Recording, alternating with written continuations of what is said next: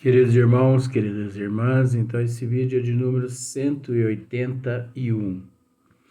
Livro dos Médiuns, capítulo 26, questão 290. Perguntas sobre as existências passadas e futuras. Então nós já esclarecemos em partes a pergunta de número 1, e Kardec ele torna a fazer uma nova pergunta. Por que é que alguns espíritos nunca se recusam a fazer esta espécie de revelação? Ora, por que é que alguns espíritos nunca se recusam a fazer esta espécie de revelação? Por que é? Porque são espíritos zombeteiros, são espíritos charlatões, mistificadores, espíritos brincalhões. Agora, você sabe que semelhante atrai semelhante. O dia, olha só para você ver, o dia que a humanidade se evangelizar e que deixar de procurar esses tipos de trabalho, que deixar de procurar estas casas movidas, dirigidas por pseudos espíritas, porque você sabe que pseudo é charlatão, movidos por pseudos espíritas, tanto na erraticidade quanto no corpo físico. Você sabe que o dia que a humanidade se evangelizar e deixar de procurar esse nível de trabalho, esses espíritos charlatões mistificadores, esses espíritos das trevas, eles também se evangelizam. Eles também se emendam de vida. Porque eu te faço uma pergunta. Por que os bares ficam abertos? Porque, com todo respeito, existem os viciados que vão lá beber a cachaçinha e a cervejinha deles lá no bar.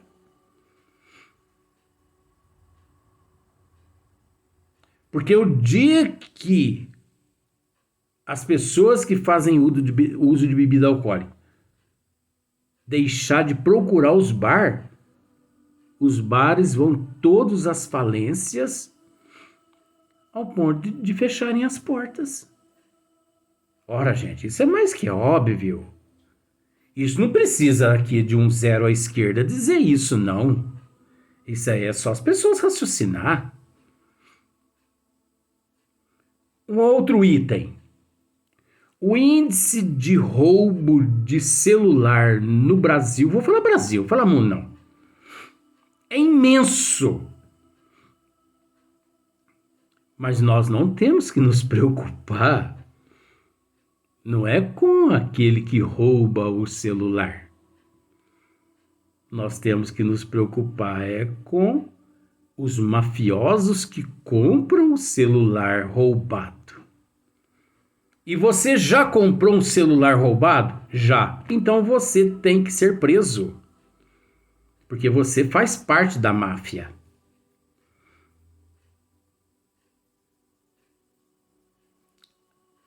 O problema não é o creptomaníaco que rouba o celular.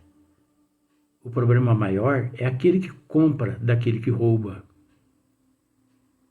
Deixa de comprar para você ver. ele não vai ter para quem repassar. Então ele deixa de roubar. Ô, gente, isso é mais que óbvio. Não é verdade? Parece que a gente está falando mal. Mas nós não estamos falando mal. Nós estamos procurando passar alguma coisa que é lógica. Ou melhor, que é lógico. Ou como queira. Então, por que que existem estas casas espíritas onde tem reiki, apometria, cabala, trabalho de preto velho, onde tem trabalhos de regressão, tem casas espíritas que tem acupuntura. Olha, Luiz, mas acupuntura é uma coisa muito sagrada, não dentro da casa espírita. Para começo de assunto, todos os trabalhos aí são excelentes, só que são tratamentos alternativos. E tratamento alternativo não se aplica dentro da casa espírita séria. Monte um consultório e aplique lá reiki, aplique lá cabala, aplique lá apometria, aplique lá acupuntura, mas dentro da casa espírita não.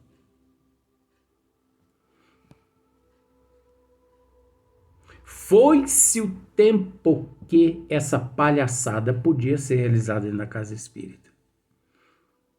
Antigamente, quando não existia conhecimento na classe de adeptos, podia-se... Por exemplo, um trabalho. Olha só para você ver como são as coisas. Um trabalho que o professor Eurípides realizava em Sacramento, para você ver como o professor Eurípides Barçanufo era uma pessoa prudente e continua sendo prudente. O professor Eurípides Barçanufo ele sempre agiu correto. Você sabe por quê? Porque ele montou uma farmácia homeopática no fundo da casa dos pais dele. E ali ele manipulava os medicamentos e ele doava de graça. Agora, você sabia que no colégio Allan Kardec, ele nunca doou medicamento lá? Porque não se doa medicamento, não se receita e não se doa medicamento dentro de uma casa espírita. Mas o professor Eurípides sabia disso. Em 1914 até 1918. Casa espírita que tem uma farmacinha homeopática ali está contra os desígnios das leis divinas e está contra as leis da doutrina dos espíritos. Quem receita homeopatia são os médicos homeopáticos. Não é espírito. Foi espírito na época quando a classe espírita não tinha conhecimento. Então era aceito até que estudássemos e aprendêssemos. Estudamos? Sim. Aprendemos? Sim. Então hoje sabemos que não há necessidade mais nem de homeopatia dentro da casa espírita. E se os espíritos receitam, é por misericórdia devido à ignorância das pessoas que ali ainda vão em busca. Mas nem homeopatia dentro da casa espírita séria é permitido. Você sabia disso? Ih, gente, mas eu sei tanta coisa que se eu for abrir a boca, esvazia as casas espíritas. Só que eu vou abrindo devagarinho, né? Só que ninguém é obrigado a pôr em prática. As pessoas têm que raciocinar, porque do jeito que eu aprendi, as pessoas também têm condições de aprender. Pelo menos você aprendeu isso nas 5 obras básicas. E também nos departamentos espirituais. Agora, para ir até lá, vocês têm que pegar uma beiradinha nas caronas, né? Então tem tanta coisa que não condiz com a doutrina dos espíritos. Então olha só para você ver. Por que é que alguns espíritos nunca se recusam a fazer essa espécie de revelação? Eles nunca que recusam. Eles sempre revelam. Você quer saber? Mas observe para você ver. A pessoa pede para ser mistificado. A pessoa vai à casa espírita naquela ânsia de querer saber que foi vidas passadas. E é engraçado que uma amiga minha, uma vez, há muitos anos atrás, mas eu brinquei com ela. Ela chegou e perguntou para mim assim, ô Luiz, por um acaso você sabe que eu fui em vidas passadas? Eu falei, sei. Você veio na pessoa certa. Sabe? Sei. Vem cá. Pois não. Levei ela até o banheiro da casa espírita. E agora você vai entrar, fechar a porta. Tá vendo aquele espelho ali? Tô. Você vai olhar no espelho durante uma meia hora e você vai conversar com você. Mas o que significa isso? Tá vendo aquele reflexo lá no espelho? Sim. É o teu passado. Ah, você tá de brincadeira comigo. Tô não. Hoje somos reflexos de ontem. Em tudo. Caráter, moral, personalidade, gosto, desejo, sentimentos. As pessoas que não raciocinam. E amanhã, o que nós fazemos do dia de hoje. Teve uma outra pessoa que chegou e me perguntou, falou assim, Luiz, você por acaso sabe descrever que eu fui em vidas passadas? Sei. Brinquei também com ela. Olha, de acordo com a minha visão aqui, mentira, não tinha visão nenhuma. De acordo com a minha visão aqui, você foi uma mendiga. Você morou 30 anos embaixo de uma ponte, você mendigava comida nas latas de lixo. Que isso? De jeito nenhum. Você tá super errado. Por que errado? Porque eu já fui numas 1000 casas espíritas. Pensei comigo, mas se já fui numas 1000 casas espíritas, tá me procurando pra quê? Não acreditou em 1000, vai acreditar no mais um? Eu sou desse jeito, eu pego a pessoa na hora. E todas as 1000 casas me disseram que eu fui uma rainha. Eu falei, mas se você já descobriu 1000 vezes que você foi rainha, 1001 vezes, pra que você quer saber? Não se contentou ainda? Você quer saber do quê? Você quer saber de mim se existe um testamento onde você possa ir lá na Inglaterra, não sei na onde, em França, e fazer o requerimento lá dos teus dotes? Não, você sabe o que é? Que a gente sempre, gosta de saber, a gente quer saber. Eu falei, mas não é isso não. Eu tinha uma certa intimidade com ela para conversar. E acontece que as pessoas, elas gostam de ouvir aquilo que elas gostam de ouvir. Ou melhor, elas querem ouvir aquilo que elas gostam de ouvir. Então, se eu disser para você que você foi uma rainha 10 vezes luxuosa, você vai se sentir lá em cima. Agora, você quer ver uma coisa para te contrariar? É dizer que você foi uma mendiga. Que? Eu, mendiga? De jeito nenhum! Aí eu perguntei para ela, falei, mas você acha que na Terra existiu tanto trono de rainha, de princesa, de rei aqui na Terra? Não existiu tanto não, meu bem. E 99% das pessoas que recorrem a essa palhaçada de regressão, porque é palhaçada. Aquilo ali é tudo obra de obsessor. Não acredito naquilo ali não, gente. É obra de obsessor, aquilo ali é manipulação, aquilo ali é indução, aquilo ali é hipnotização, e tem a indução, e tem também a obsessão, tem a influência das trevas. Então, 99% das pessoas deseja saber se foram ricos financeiramente, porque estão numa situação, numa pindaíba danada financeiramente. Então quer saber se foi rico. Para que saber se foi rico se estão numa pindaíba? Acha que vai trazer de volta daquela existência a riqueza do passado? Para quê? Para ficar com outra desgraça? Já tá com a desgraça no peito que é a pindaíba. Aí vai ficar com outra desgraça no peito que é saber que foi rico. Para que saber que foi rico? E para que saber que foi pobre? Nós temos que nos preocupar com o dia de hoje, que é o dia mais importante da nossa existência. Aí eu peguei e falei para essa minha amiga, eu falei assim, ó, 99% das pessoas que procuram, eles querem saber se foi rei, se foi rico, se foi bonito, se foi isso, se foi aquilo. Ninguém quer saber se foi um leproso que morou embaixo de uma ponte. Por que esse preconceito? Mas é justamente que está aí, né?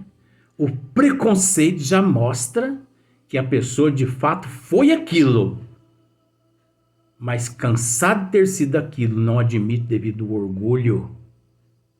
Ei, gente, tem que estar preparado para mexer com a língua do Luiz, porque se não estiver preparado...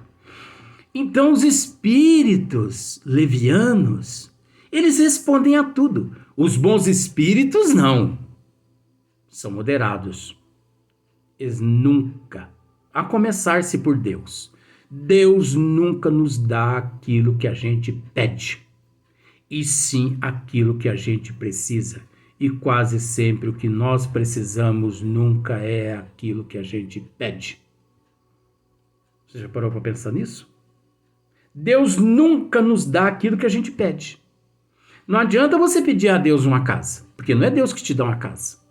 Não adianta você pedir a Deus um emprego, um marido, uma esposa, um filho saudável. Não adianta você pedir a Deus que livre você do câncer, do Covid, porque não é Deus que nos livra de nada. Vamos parar com essa palhaçada, gente.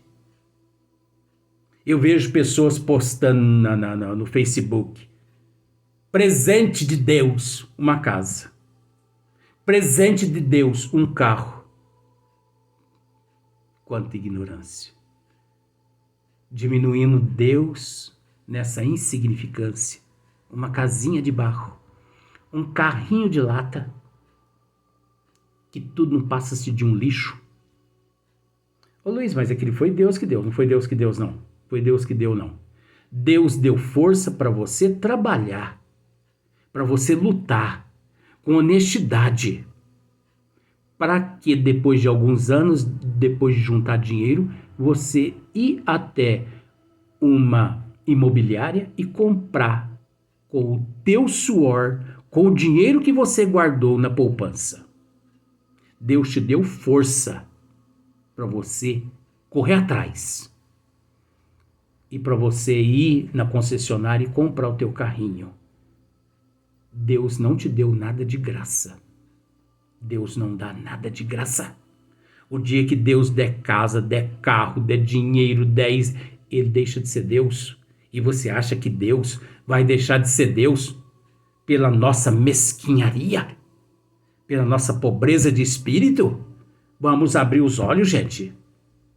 Vamos aprender um pouco a raciocinar. Vamos raciocinar antes que comemos a pérola, achando que estamos comendo milho. Ó a resposta. Vamos na pergunta, depois a gente parte para a resposta de novo. Por que é que alguns espíritos nunca se recusam a fazer esta espécie de revelação? Você pergunta sobre o passado, você pergunta sobre o futuro, né? Para os espíritos levianos. Resposta: são espíritos brincalhões, que se divertem. à vossa custa.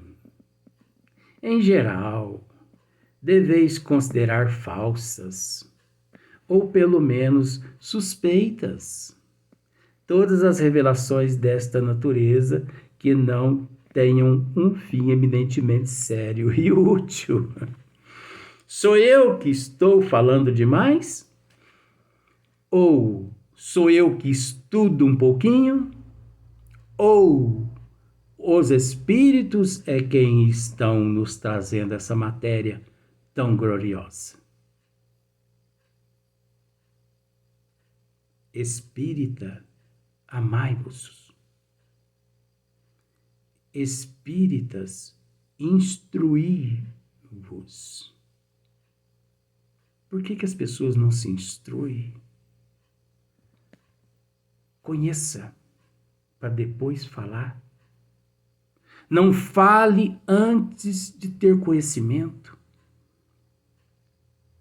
Porque o que a pessoa fala sem conhecimento é o mesmo que jogar papel no ventilador, ventilador.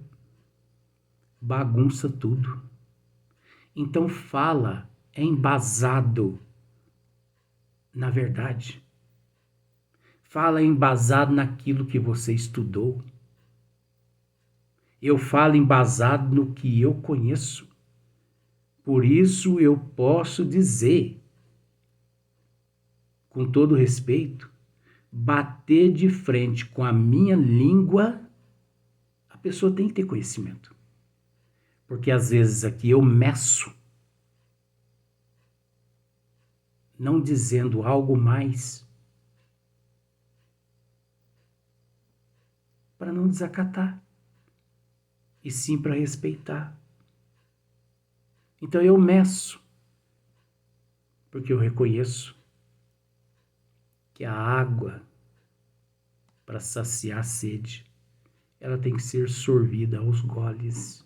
Você já parou para pensar? Chega com muita sede ao pote. Encha o copo e faz assim, gut, gut, gut, gut, gut. Você continua com sede.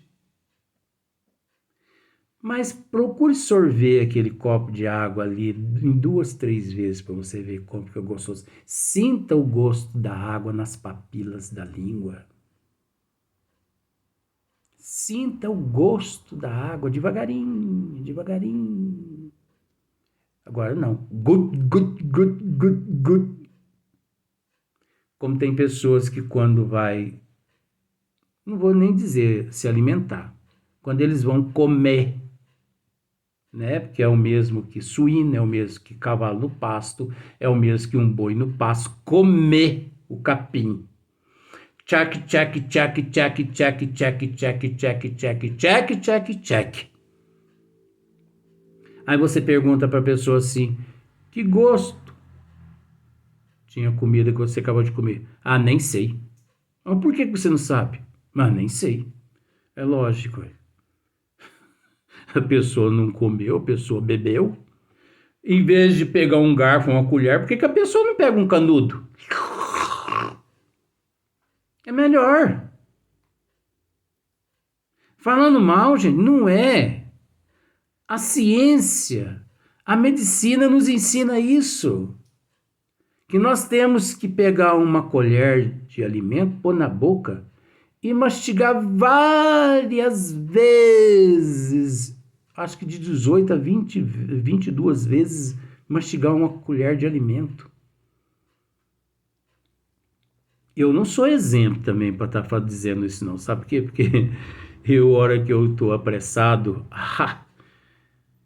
eu ponho um pão do lado de cada boca e um pão do lado de cá e no meio eu tomo café com canudinho. Mas aí depois vem a gastrite, vem a azia, má digestão. Sabe por quê? Porque detona a flora intestinal. Detona o suco gástrico. Vem a úlcera. Tem pessoas que almoça, janta tomando água. É um erro, é um veneno. Você quer morrer mais cedo? Acaba de comer e toma um copo d'água por cima. Você vai viver 15% menos aqui na Terra. Por quê?